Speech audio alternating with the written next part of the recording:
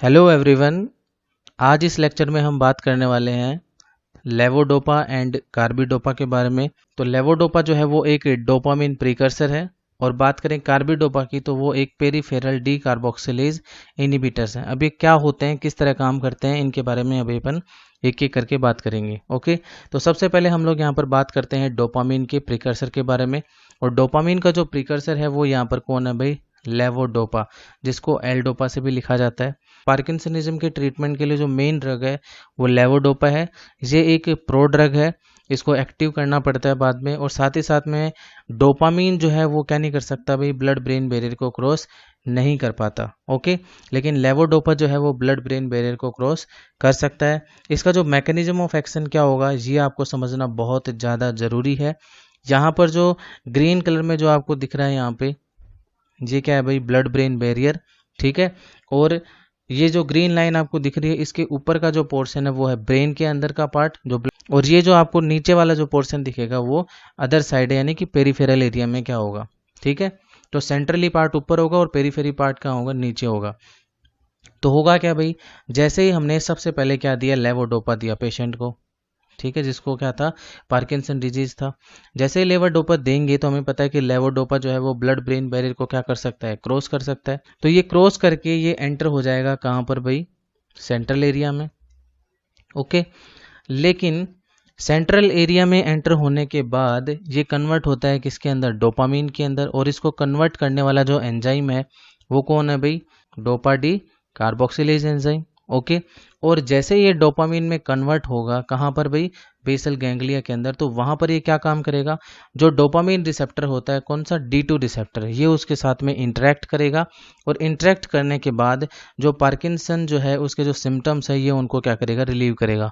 और वो सिम्टम्स मैंने आपको बताए हैं कि ब्रेडिकाइनेजिया होगा, ठीक है, और ट्रेमर्स आएंगे, रिजिडिटी हो जाएगी, तो वो उन सबको क्या करता है? ये रिलीव करता है। ओके, लेकिन दूसरे ही साइड अगर अपन यहाँ पर बात करें तो हमने लेवोडोपा दिया था, पेशेंट के बॉडी में गया हो, और जानने के बाद होता क्या है कि जो लेवोडोपा है उसको पेरीफेरी में एक एंजाइम प्रेजेंट होता है जिसका नाम है peripheral dopa decarboxylase enzyme. Central में तो केवल और केवल कौन सा था भाई? यहाँ पर हमारे पास में डोपा डिकार्बोक्सिलेज एंजाइम ही था। लेकिन पेरीफेरी के अंदर जो एंजाइम है उसका नाम क्या है? Peripheral dopa decarboxylase enzyme. क्या काम करेगा भाई ये एंजाइम? ये एंजाइम भी लेवोडोपा को कन्वर्ट करता है किसके अंदर? डोपामीन के अंदर। ओके, कर दिया भाई। इसका मतलब क्या हुआ? इसका मतलब ये हुआ कि जो ड्रग हमने ली थी यहाँ पर, कौन सी? लेवोडोपा, लेने के बाद हमको चाहिए था उसका इफेक्ट कहाँ पर?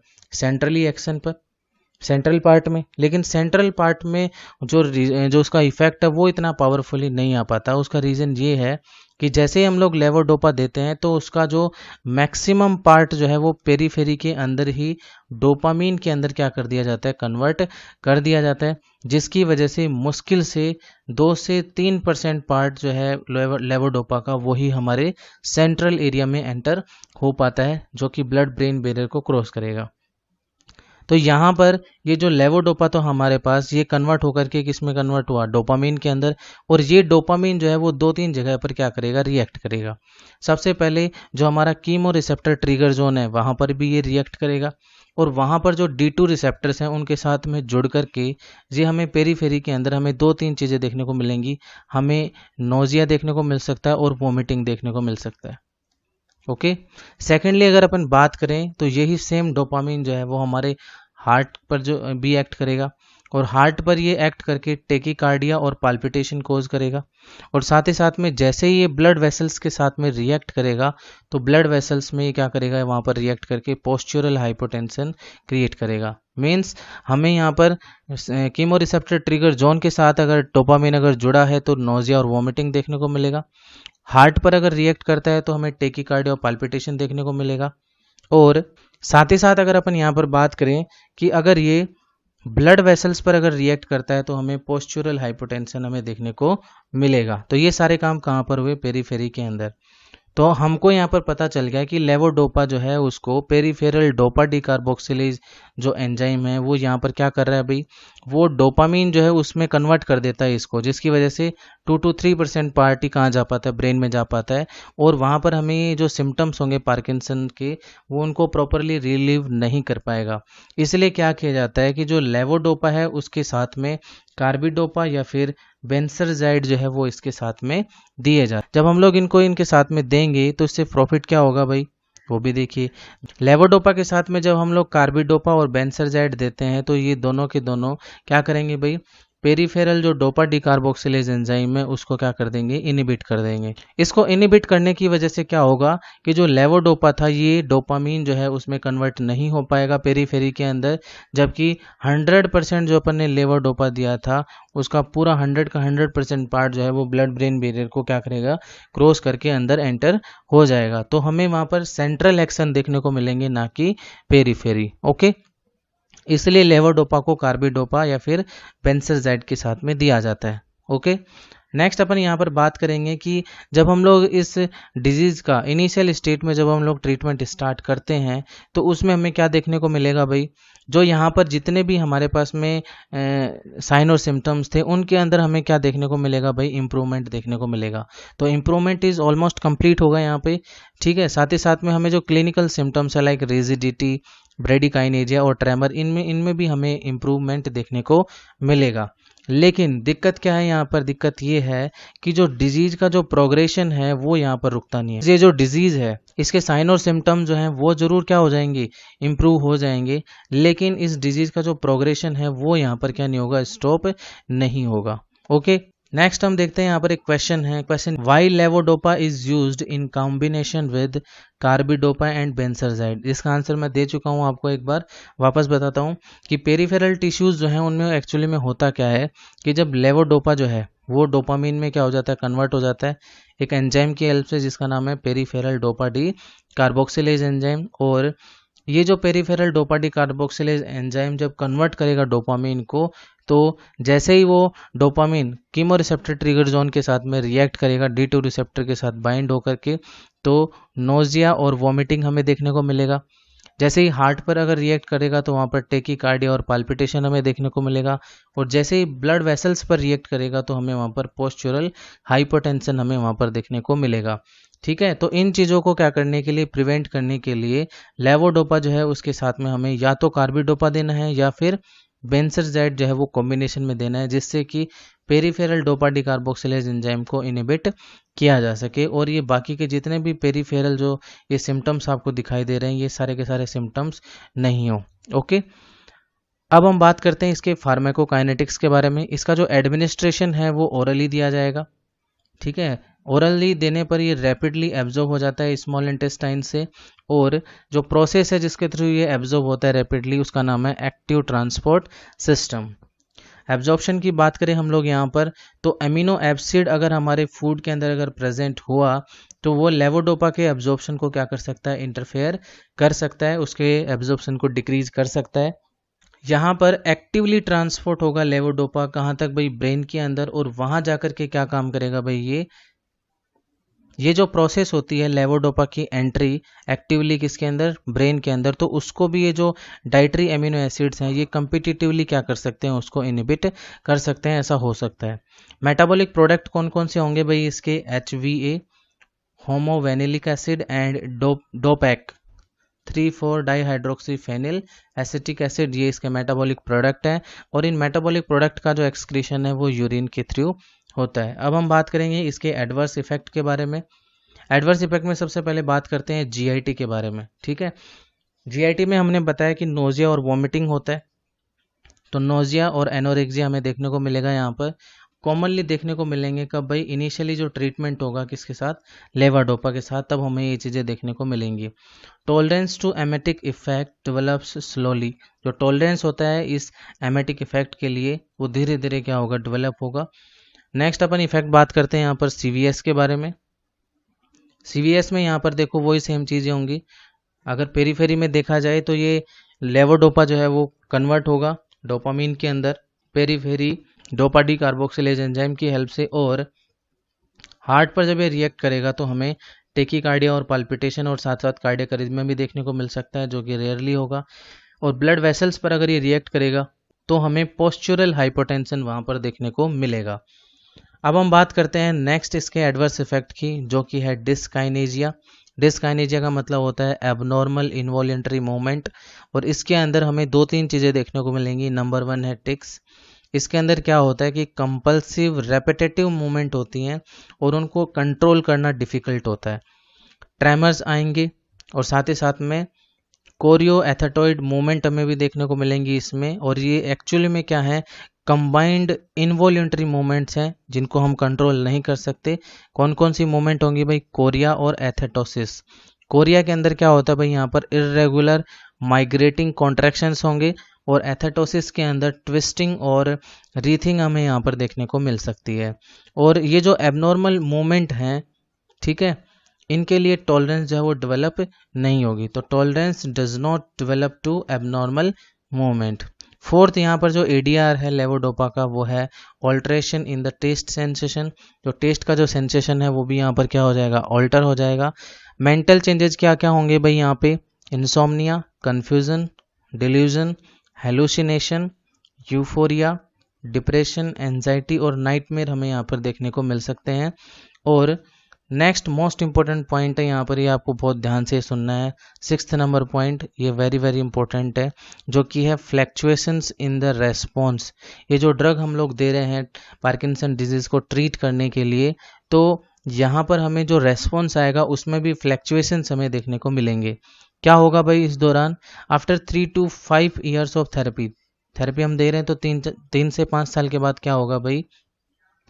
विद प्रोग्रेसिंग डिजीज, ठीक है, क्योंकि हमें पता है कि यहाँ पर जो सिम्टम्स हैं वो जरूर इम्प्रूव हो सकते हैं, लेकिन जो प्रोग्रेशन होता है पार्किंसन डिजीज का वो यहाँ पर प्रिवेंट नहीं होता। तो 3 से 5 साल जब हम थेरेपी देंगे तो क्या होगा भाई?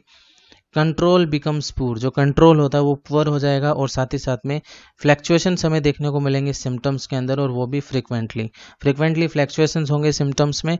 अब कौन कौन सी चीज़ें होती हैं? नंबर 1 यहाँ पर अपन बात करते हैं, एक चीज़ है वो है वियरिंग ऑफ, जिसको बोला जाता है एंड ऑफ डोज। क्या होता है भाई कि कुछ समय बाद धीरे धीरे जो है वो ड्रग्स जो है वो काम करना क्या कर देंगी, बंद कर देती हैं, यानी कि उनका इफेक्ट कुछ समय तक दिखेगा, 2-3 घंटे तक, उसके बाद वापस चीज़ें नॉर्मल हो जाती है। ठीक है, तो ऐसा क्यों होता है? Due to decrease in plasma concentration of levodopa towards end of the dose interval. It means अगर प्लाज्मा की जो कॉन्सेंट्रेशन है उसमें हमें लेवोडोपा कम मिला, तो इट मीन्स हमें उसकी वजह से उसके इफेक्ट भी क्या मिलेंगे, कम मिलेंगे। इट मीन्स जो सिम्टम्स आ रहे थे वो वापस आना स्टार्ट हो जाएंगे। तो जब तक लेवोडोपा प्लाज्मा में उसका कॉन्सेंट्रेशन मेंटेन रहेगा जितना रिक्वायर्ड है, तब तक वो सिम्टम्स हमें दिखाई नहीं देंगे। लेकिन जैसे जैसे उसका लेवल क्या हो रहा है, डिक्रीज हो रहा है प्लाज्मा के अंदर, वैसे वैसे हमें वियरिंग ऑफ देखने को मिलेगा। वियरिंग ऑफ का मतलब होता है कि हमें उसके जो सिम्टम्स हैं वो यहाँ पर क्या देखने को मिलेंगे, ज़्यादा देखने को मिल सकते हैं, और ये जो ड्रग है वो लेस इफेक्टिव हमें नजर आएगी। यहाँ पर एक फिनोमेनन भी है, वेरी वेरी इंपॉर्टेंट है, जिसका नाम है ऑन ऑफ फिनोमेनन। तो बात करते हैं क्या है। सबसे पहले बात करेंगे यहाँ पर ऑन फिनोमेनन के बारे में, जो कि है बीइंग ऑफ। क्या होता है भाई बीइंग ऑफ के अंदर? इसके अंदर ये होता है कि भाई loss of beneficial effect of the drug के जो बेनिफिशियल इफेक्ट हैं वो यहाँ पर हमें देखने को मिलेंगे। और बेनिफिशियल इफेक्ट में क्या था भाई कि जो पार्किंसन के जो सिम्टम्स थे उसमें इम्प्रूव होना, तो वो इम्प्रूवमेंट हमें यहाँ पर देखने को मिलेगा। और उसी वजह से क्या होगा भाई, पेशेंट में show fluctuation in response. Patient को लगेगा कि मुझे आराम नहीं आ रहा। ठीक है, ये होगा किसमें, बीइंग ऑफ के अंदर। बीइंग ऑन का मतलब क्या है, relief of most of the symptoms. भाई बीइंग ऑन का मतलब है कि यहाँ पर सिम्टम्स जो हैं वो यहाँ पर क्या हो रहे हैं, कम हो रहे हैं, रिलीफ मिल रहा है उनमें। बट विद डिसेबलिंग डिस्काइनेजिया, यानी कि सिम्टम्स तो यहाँ पर उनमें रिलीफ मिल जाएगा, लेकिन एक चीज़ में रिलीफ नहीं मिलेगा, वो क्या है यहाँ पर, डिस्काइनेजिया में रिलीफ नहीं मिलेगा, वो होता ही रहेगा यहाँ पे। ठीक है, तो हम यहाँ पर जो फ्लैक्चुएशंस हो रहे हैं रेस्पॉन्स के अंदर, ठीक है, उसको कैसे रिड्यूस कर सकते हैं, यानी कि जो ऑन ऑफ फिनोमेनन हो रहा है उसको किस तरह से कंट्रोल कर सकते हैं।